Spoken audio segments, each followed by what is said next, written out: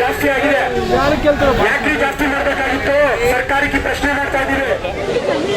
ಹೌದು, ಖಂಡಿತವಾಗ್ಲೂ ಇದು ಸಮಯ. ಬೆಲೆ ಏರಿಕೆ ಇಷ್ಟೊಂದು ಮಾಡ್ತಾ ಹೋಗ್ತಾ ಇದ್ರೆ ನಾವು ಪ್ರತಿಭಟನೆ ಮಾಡಿದ್ವಿ, ಇನ್ನೇನು ಮಾಡ್ಲಿಕ್ಕೆ ಸಾಧ್ಯ ಇಲ್ಲ.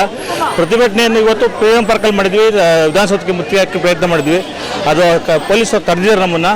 ಬಟ್ ಇನ್ನು ಮುಂದಿನ ದಿನಗಳಲ್ಲಿ ರಾಜ್ಯದ ಪೂರ್ತ ಜಿಲ್ಲಾ ಮಟ್ಟದಲ್ಲಿ, ತಾಲೂಕು ಮಟ್ಟದಲ್ಲಿ, ಹೋಬಳಿ ಮಟ್ಟದಲ್ಲಿ, ಊರು ಹಳ್ಳಿಗಳಲ್ಲೂ ಒಂದು ಪ್ರತಿಭಟನೆ ಹಮ್ಮಿಕೊಳ್ಳುವಂಥ ಕಾರ್ಯಕ್ರಮವನ್ನು ನಾವು ಮುಖದ JDS ಕಡೆಯಿಂದ.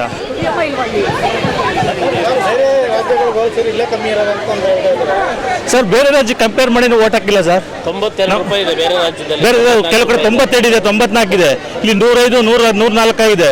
ಇಂಥ ಕೆಲಸವನ್ನು ಮಾಡಲಿಕ್ಕೆ ಕಾಂಗ್ರೆಸ್ ಸರ್ಕಾರ, ಸಿದ್ದರಾಮಯ್ಯ ಸರ್ಕಾರ ಆರ್ಥಿಕ ತಜ್ಞರು ಅಂತ ಸಿದ್ದರಾಮಯ್ಯ, ಇಂಥ ಕೆಲಸ ಮಾಡಲಿಕ್ಕೆ ಇವ್ರು ಬೇಕಾಯ್ತಾ? ಅಂತಾರಾಷ್ಟ್ರೀಯ ಮಟ್ಟದಲ್ಲಿ ಹೌದು, ಪೆಟ್ರೋಲ್ ಬೆಲೆ ಒಂದು ಏರಿಕೆ ಆಯಿತು ಅಂದರೆ ಜನಗಳು ಜೀವನ ನಡೆಸೋದು ಕಷ್ಟ ಆಗುತ್ತೆ. ಎಲ್ಲ ಪ್ರತಿಯೊಂದು ಬೆಲೆನೂ ಏರಿಕೆ ಆಗುತ್ತೆ. ಡೀಸೆಲ್ ಬೆಲೆ ಏರಿಕೆ ಆಗುತ್ತೆ, ಟ್ರಾನ್ಸ್ಪೋರ್ಟೇಷನ್ ಬೆಲೆ ಏರಿಕೆ ಮಾಡ್ತಾರೆ. ಅಕ್ಕಿ ಬರೋದಾಗಲಿ, ಗೋಧಿ ಆಗಲಿ, ಯಾವುದೇ ರಫ್ತು ಆಮದಾಗಲಿ ಎಲ್ಲ ಬೆಲೆಗಳು ಜಾಸ್ತಿ ಆಗುತ್ತೆ. ಎಲ್ಲ ದಿನಸಿ ಅಂಗಡಿಗಳು ಜಾಸ್ತಿ ಆಗ್ತದೆ.